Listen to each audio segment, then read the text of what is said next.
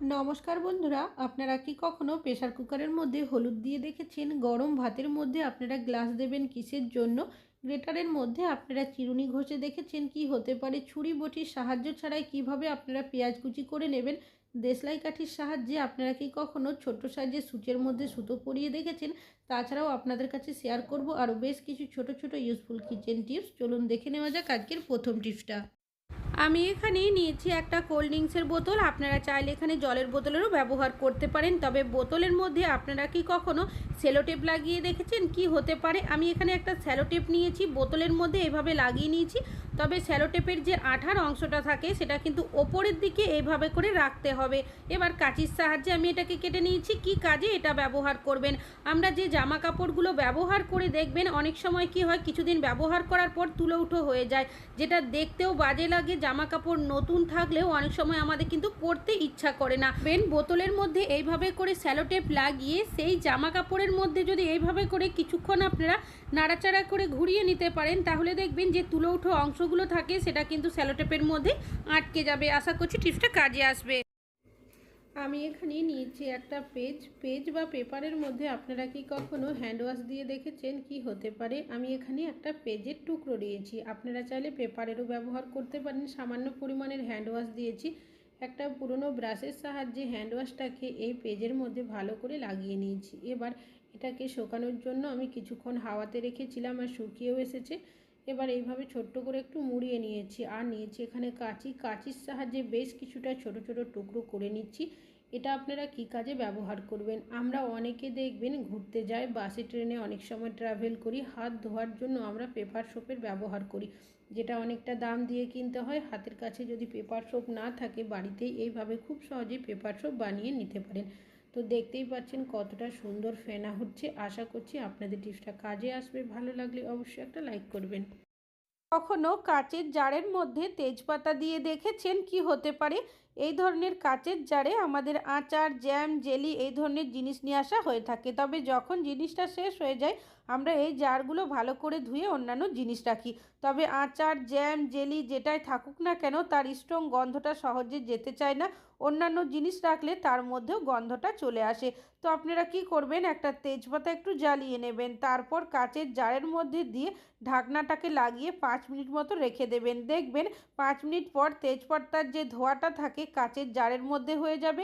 এর ফলে যে আচার, জ্যাম, জেলি যেটাই থাকুক না কেন, তার গন্ধটা সহজে চলে যাবে। তারপর নর্মাল জল দিয়ে ধুয়ে আপনারা জারটা ব্যবহার করতে পারবেন। আশা করছি টিপসটা কাজে আসবে। গরম ভাতের মধ্যে আপনারা কি কখনো গ্লাস দিয়ে দেখেছেন? কি হতে পারে? ভাত আমাদের প্রত্যেকেরই বাড়িতে কম বেশি রান্নাবান্না হয়ে থাকে, তবে ভাতের যখন আমরা ফেনা ঝরাতে যাই, অনেকে আছি ভাতের ফেনাটা ঠিকভাবে ঝরাতে পারি না। কখনো কখনো দেখা যায় কিছুটা ভাতের ফেনা ভাতের মধ্যে থেকে যায়, ভাতটাও মার হয়ে যায়। তাছাড়াও ভাতের ফেনা ঝরাতে গিয়ে অনেক সময় বেশ কিছুটা ভাত পড়ে যায়। আর এই সমস্যাটা হয়ে থাকে বিশেষ করে নতুন রাঁধুনি হয়ে থাকলে। সেক্ষেত্রে একটা টিপস আপনারা ফলো করতে পারেন। একটা পাত্রের মধ্যে প্রথমে কিছু সেকেন্ড চেপে ধরবেন, ভাতের ফেনাটা যখন একটু ঝরে যাবে একটা গ্লাস এইভাবে দিয়ে সেট করে দেবেন। এইভাবে সেট করলে দেখবেন আপনাদের ধরতেও হবে না, ভাতের ফেনাটা সুন্দরভাবে ঝরেও যাবে, আর ভাতের মধ্যে একটুও ফেনা কিন্তু থাকবে না। আশা করছি আপনাদের টিপসটা কাজে আসবে। ভালো লাগলে অবশ্যই একটা লাইক করবেন। আপনারা কি কখনো বেলন চাকির মধ্যে গরম জল দিয়ে দেখেছেন? কি হতে পারে? রুটি বেলার জন্য আমরা প্রত্যেকেই কোনো না কোনো বেলন চাকির ব্যবহার করে থাকি। রেগুলার রুটি বেলার কারণে বেলন চাকির মধ্যে অনেক সময় এভাবে আটা লেগে যায়, যেটা সহজে আমরা পরিষ্কার করতে পারি না। অনেক সময় সকালের দিকে কাজের তাড়া থাকে, হাতে সময়ও থাকে না যে বেলন চাকিটা বেশ কিছুক্ষণ ভিজিয়ে রাখবো। সেক্ষেত্রে সামান্য পরিমাণের গরম জল আপনারা চাকির মধ্যে আর বেলন চাকির মধ্যে দিয়ে দেবেন। কিছু সেকেন্ডের মধ্যেই দেখবেন আটাগুলো নরম হয়ে যাবে। আলতো হাতে এভাবে আপনারা যদি ডলে নেন, খুব সহজেই কিন্তু আটাগুলো ছেড়ে আসবে। সব সময় যে আপনাদের এইভাবে পরিষ্কার করতে হবে তা কিন্তু নয়, অনেক সময় কাজের তাড়া থাকে, হাতে সময় থাকে না। সেক্ষেত্রে আপনারা এইভাবে করে বেলন চাকি খুব সহজেই পরিষ্কার করে নিতে পারবেন। আশা করছি আপনাদের টিপসটা কাজে আসবে। এখানে নিয়েছি শশা আমাদের কম বেশি অনেকেরই বাড়িতে নিয়ে আসা হয়ে থাকে। আমরা অনেকেই আছি শশা খেতে খুবই পছন্দ করি, স্যালাড হিসাবেও অনেকেই আমরা শশা খাই। তবে অনেকেই আছি যারা দেখবেন শশার খোসাটা আমরা ছাড়িয়ে খাই, আর শশার যে খোসাটা থাকে সেটা আমরা ছুরি, বটি বা পিলারের সাহায্যে অনেকে ছাড়াই। তবে দেখবেন পিলারের সাহায্যে সহজে ছাড়িয়ে নিলেও অনেকে আমরা ছুরি বা বটির সাহায্যে ছাড়াতে পারি না। হাতের কাছে যদি পিলার না থাকে আপনারা ওষুধের যে ঢাকনাগুলো থাকে সেই ঢাকনাগুলো নিয়ে নেবেন। খালি ওষুধের বোতল তো আমরা ফেলে দিই, তো ঢাকনাটা দিয়ে আপনারা যদি এইভাবে খোসাটা ছাড়িয়ে নেন দেখবেন খুব সহজেই আপনারা খোসাটা ছাড়িয়ে নিতে পারবেন।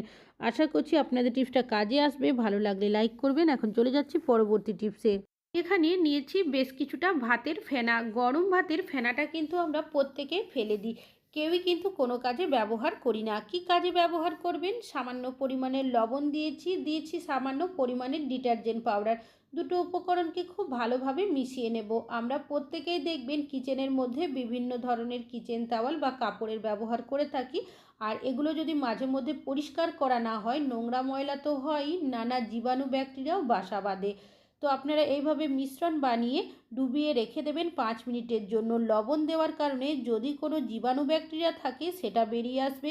ডিটারজেন্ট পাউডার দেওয়ার কারণে নোংরা ময়লাগুলো পরিষ্কার হয়ে যাবে। আর যেহেতু গরম ভাতের ফেনার ব্যবহার করেছি, আপনাদের কিচেন টাওয়াল বা কাপড়গুলো দেখবেন ঘষাঘষি করে পরিষ্কার করতে হবে না। গরম ভাতের ফেনা ব্যবহার করলে কি হবে, আলাদা করে আপনাদের গরম জল করতে হবে না। গরম ভাতের ফেনাটা দিয়ে আপনারা এই কাজটি করে নিতে পারবেন। তারপর পরিষ্কার জল দিয়ে ধুয়ে নেবেন। আশা করছি আপনাদের টিপসটা কাজে আসবে। ভালো লাগলে অবশ্যই একটা লাইক করবেন। এখন চলে যাচ্ছি পরবর্তী টিপসে। বাকি যে ফেনাটা ছিল সেটা আপনারা কি করবেন, কিচেন সিঙ্ক বা ওয়াশ বেসিনে এভাবে দিয়ে দেবেন। কিচেন সিঙ্ক বা ওয়াশ বেসিন পরিষ্কার করার জন্য আমরা বিভিন্ন ধরনের লিকুইড বা সাবানের ব্যবহার করে থাকি। তো এই ফেনাটা দিয়েই আপনারা কি করবেন, একটা স্ক্রাবার দিয়ে আলতো হাতে ঘষে দেবেন। যেহেতু এখানে আমরা ডিটারজেন্ট পাউডার দিয়েছিলাম, লবণ দিয়েছিলাম, তাই দেখবেন সুন্দরভাবে পরিষ্কারও হয়ে যাবে। আশা করছি টিপসটা কাজে আসবে। ভালো লাগলে অবশ্যই একটা লাইক করবেন। এখন চলে যাচ্ছি পরবর্তী টিপসে। কখনো গ্রেটারের মধ্যে চিরুনি ঘষে দেখেছেন? কি হতে পারে, চিরুনির ব্যবহার আমরা প্রত্যেকেই চুল ছাড়ানোর জন্য করে থাকি।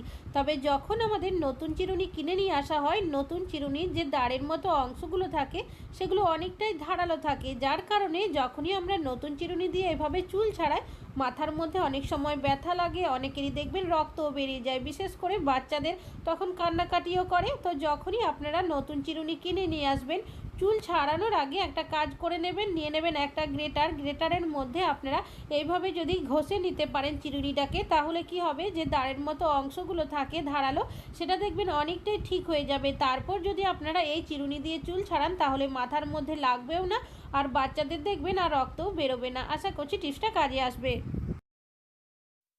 আপনারা কি কখনো ছুরি বটির সাহায্য ছাড়াই পেঁয়াজ কুচি করে দেখেছেন? অনেক সময় দেখবেন যখন আমরা পেঁয়াজ কুচি করতে যাই, বিশেষ করে নতুন রাঁধুনি হয়ে থাকলে ছুরি বটি দিয়ে পেঁয়াজ কুচি করলে হাত কেটে ফেলে। সেক্ষেত্রে আপনারা একটা গ্লাস নিয়ে নেবেন, যে গ্লাসের মধ্যে কোনো বর্ডার নেই সেই ধরনেরই গ্লাস নেবেন। কেন কি এই ধরনের গ্লাস অনেকটাই ধারালো হয়। পেঁয়াজের মাথার অংশটা কেটে বাদ দিয়ে দিয়েছি, তারপর খোসাটাকে ছাড়িয়ে গ্লাসটা দিয়ে আপনারা যদি এইভাবে পেঁয়াজ কুচি করেন তাহলে দেখবেন সুন্দরভাবে কিন্তু পেঁয়াজটা কুচি হয়ে যাবে। তবে যদি চান এর থেকে বেশি পেঁয়াজটা কুচি করবেন, সেক্ষেত্রে আবারও গ্লাসটা নিয়ে এরকম করতে থাকবেন, তাহলে দেখবেন এর থেকে মিহি কুচি হয়ে যাবে। আশা করছি আপনাদের টিপসটা কাজে আসবে। ছুরি বটির সাহায্য ছাড়াও কিন্তু এইভাবে আমরা পেঁয়াজ কুচি করে নিতে পারি। আপনারা কি কখনো একটা দেশলাই কাঠির সাহায্যে ছোট্ট সাইজের সূচের মধ্যে সুতো পরিয়ে দেখেছেন? সেলাই করার জন্য প্রত্যেকেই বাড়িতে কিন্তু সুতো রেখে থাকি।